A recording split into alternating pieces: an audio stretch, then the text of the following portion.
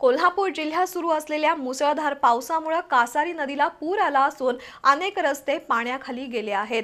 अशातच करवीर तालुक्यातील सांगरूळ इथला एक शेतकरी दुचाकीसह पुराच्या पाण्यात वाहून गेल्याची घटना पन्हाळा तालुक्यातील माझगाव पोर्ले पुलाजवळ घडली।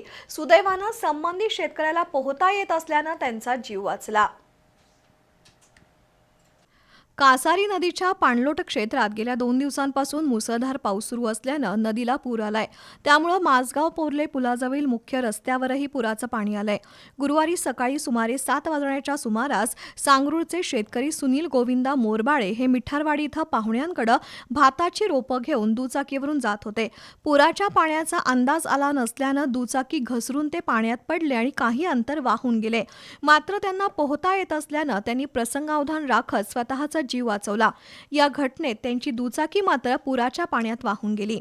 घटनेची माहिती मिळताच पन्हाळा पोलिसांनी घटनास्थळी धाव घेत संबंधित रस्ता तातडीने वाहतुकीसाठी बंद केला।